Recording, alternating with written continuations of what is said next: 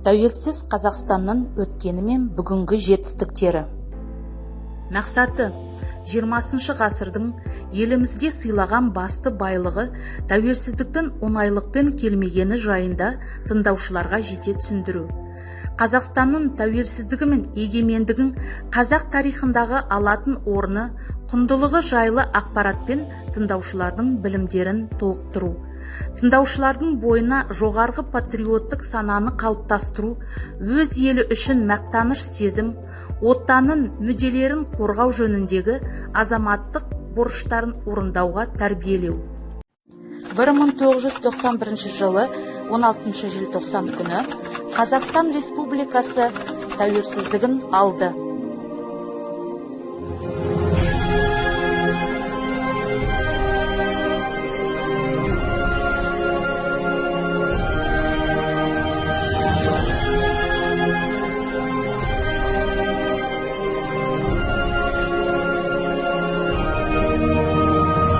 Бірақ осы күнге дейін көптеген қиын жолдарды өткердік.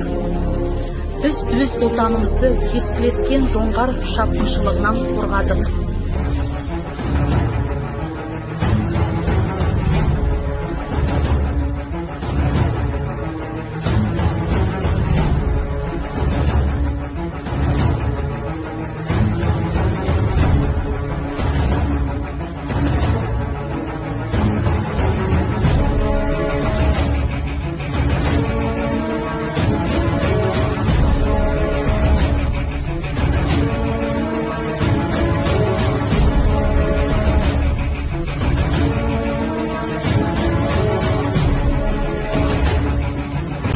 Сонымен қатар Германиядағы фашизмге қарсы соғыстық. Началась Великая Отечественная война советского народа против немецко-фашистских захватчиков.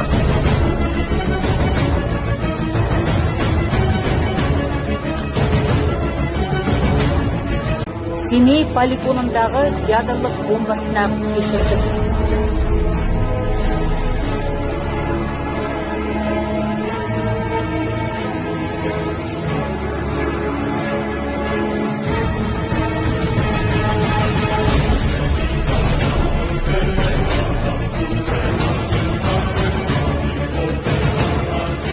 Бірақ сұрқай жылдар артта қалды. Қазақстан өзінің алғаш тәуелсіздігін алған кезде ең алғаш тәуелсіздігіне құттықтаған өзіміздің бауырлас ел ол Түркия мемлекеті болып табылады. Түркия мемлекеті бұл қоңырау шалып Қазақстанның тәуелсіздігімен құттықтаған болатын, ал ресми құжаттар бойынша Қазақстанның ең алғаш тәуелсіздігін мұхиттың арғы жағындағы Америка құрама штаттары мойындаған болады. 1992 жылы ең алғаш еліміздің әнұраны қабылданған болатын, алайда олар 2006 жылы қайтадан өзгеріске еніп, оның сөзін Нұрсұлтан Әбішұлы Назарбаев, сөзі Жұмекен Нәжмединов, әні Шәмші Қалдаяқов жазған болады. Қазақстанның елтаңбасының авторы олар Шотаман Уәлиханов және де Жандарбек Мәлібеков. Әрине, қазіргі таңдағы Қазақстанның көк байрағын 1992 жыл 4 маусымда қабылданды, оның авторы Шәкен Ниязбеков. Қазақстанның ең ірі жетістіктерінің бірі 1992 жылы Біріккен ұлттар ұйымына мүше болса, және сонымен қатар 1992 жылы қазіргі таңдағы елімізді қорғайтын әскерлер, қарулы күштер осы 1992 жылы құрылған болады. Және ең үлкен жетістіктеріміздің бірі ол әрине 1993 жылы 15 қарашада Қазақстанның ұлттық төл валютасы теңге айналысқа енген болатын. Және сонымен қатар 1993 жылы Қазақстанның ең алғаш конституциясы қабылданды, алайда олар өзгертіліп 1995 жылы жаңа конституция 9 тараудан 98 баптан тұратын жаңа конституция қабылданған болды. Қазақстанның ауыз толтырып айтатында ең үлкен жетістіктерінің бірі ол әрине Кеңес одағында бола тұра ең үлкен жерді иеленуі. Ол қазіргі таңда мұсылман халықтары бойынша жер көлемі жөнінен бірінші орында тұр. Мысалға, Түркия мемлекетінің тарихын алып қарайтын болсақ, Түркия мемлекеті ол Осман империясы болған болатын. Барлығыңыз білетін шығарсыздар, Осман империясы тарихта өте үлкен жерге ие болған мемлекеттер қатарында. Алайда қазіргі таңдағы Түркия мемлекетінің жерін қарайтын болсақ, бұрынғы Осман империясының жеріне иелік етпейді. Ал Қазақстан Кеңес одағында бола тұра қазіргі таңдағы ең үлкен жерлердің өзі иеленеді. Қазақстан Республикасы әлемде жер көлемі жөнінен 9-шы орында, ал Евразияда 4-ші орында. Ресей, Қытай, Үндістаннан кейінгі Қазақстан 4-ші орында алады. Қазақстанның ең ірі жетістіктерінің бірі 2010 жылы Еуропа қауіпсіздік және ынтымақтастық ұйымына төрағалық етуі болды, және де Қазақстанда саммит өткен болады.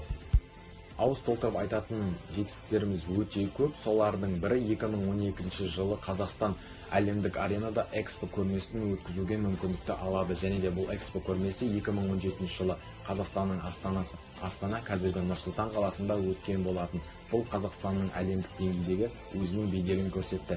Тәуелсіздік ол ата-бабамыздан қалған аманат. Аманатқа берік болайық. Ол еркіндік, бұл бостандық. Бостандығымыз баянды болсын. Ата-бабамыз аңсаған арман. Басымызға қонған бақыт құсы. Валютамыз, теңгеміз мәңгілік құндылықта болсын. Өз туған еліміз. Назарларыңызға рахмет.